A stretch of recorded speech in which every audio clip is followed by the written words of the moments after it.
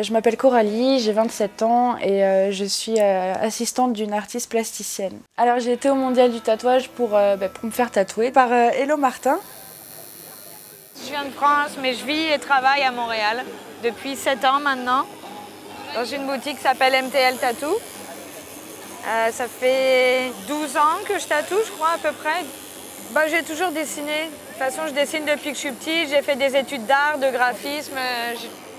Le tatouage, ça m'a toujours attirée, j'ai toujours trouvé ça beau. Et après ça, j'ai eu l'occasion de pouvoir faire un apprentissage en tatou. Je me suis dit, pourquoi pas, on va essayer. Puis j'avais un ami, un tatoueur qui travaillait avec moi. Il m'a dit, attention, le milieu du tatouage, je rentre dedans, on n'en ressort pas. Puis il avait raison. En fait, sur Paris, je me fais tatouer pour l'instant que par David, qui tatoue chez Hardcore Plus. Au départ, c'était un peu une question de feeling en fait. On s'est très bien entendu et c'est cool quoi. Dès que j'ai une idée, ça correspond, on n'a pas besoin de vraiment beaucoup parler.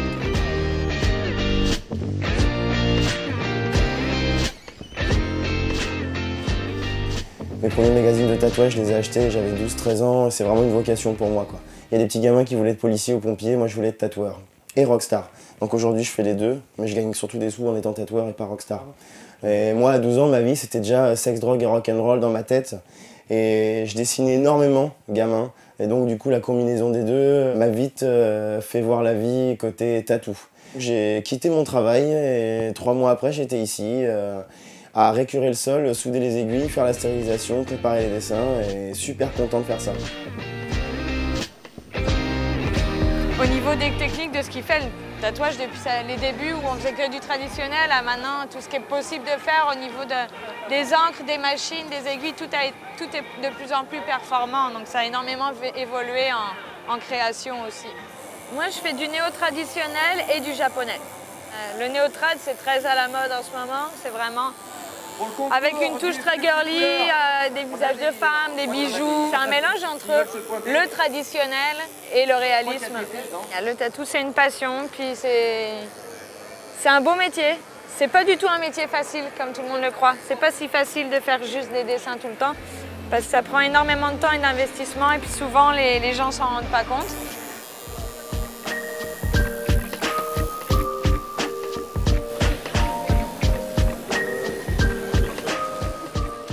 Alors au début, quand on commence à tatouer, c'est vraiment quelque chose d'hyper important, quelque chose qui nous met beaucoup de pression, parce qu'on a vraiment cette sensation de... Si on rate le tatouage, on va rater la vie de la personne. Bon, avec le temps, je dis pas qu'on se permet de rater les tatouages, mais avec le temps, on relativise, on désacralise un peu la chose.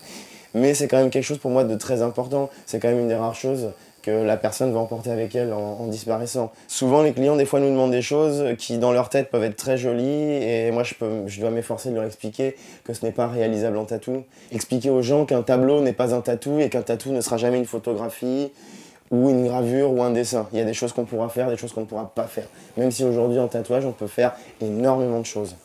Ou quand je tatoue des petits gars qui sont tout handicapés dans des chaises roulantes, qui peuvent à peine bouger la tête, et qui après t'envoient des mails en disant « Ah David, mon super tatoueur, je suis hyper content et tout ». Tu te dis que l'espace d'un instant, ce gamin il se voit plus comme une petite chose fragile dans une chaise roulante, et il se voit comme un gros tatoué qui écoute du métal.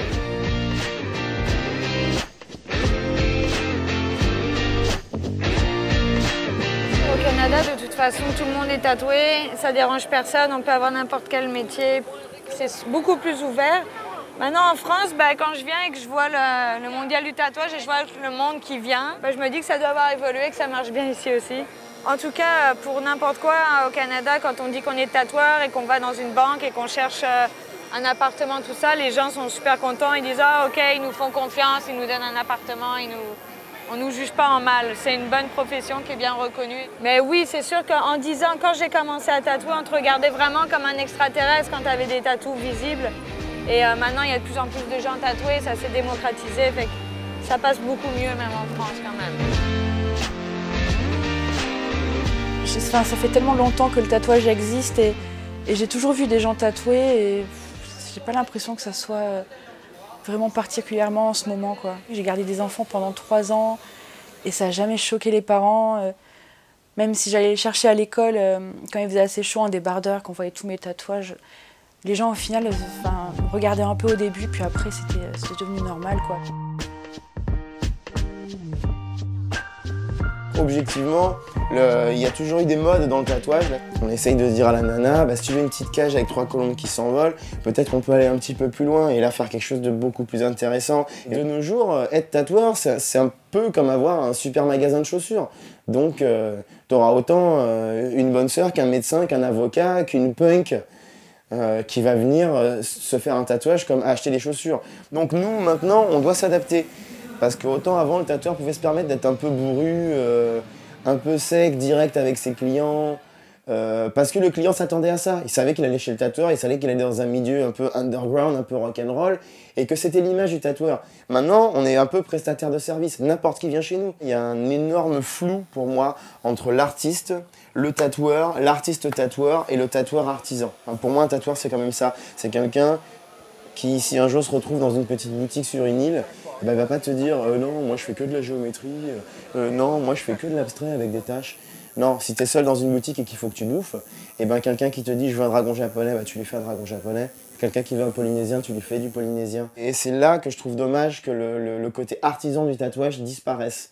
Parce que c'est facile de se dire moi je ne fais que ça, que ce style dans une grosse boutique, dans une grosse capitale.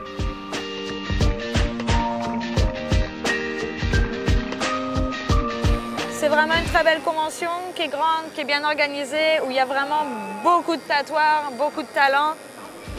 Fait que c'est génial de pouvoir être ici parce que je suis fière de pouvoir tatouer à côté d'autres tatoueurs que moi je respecte et que j'adore. C'est un bel événement. Le mondial du tatouage, en fait, je trouve que c'est une bonne initiative. C'est l'occasion de rencontrer presque tous les meilleurs tatoueurs du monde, en fait, quoi. Et c'est génial. Le Best of Day, c'est un concours qui a chaque jour, en fait, durant le mondial. On a gagné celui du vendredi, on est passé devant le jury et on a été jugé sur la pièce que le tatoueur avait réalisée dans la journée et on a gagné.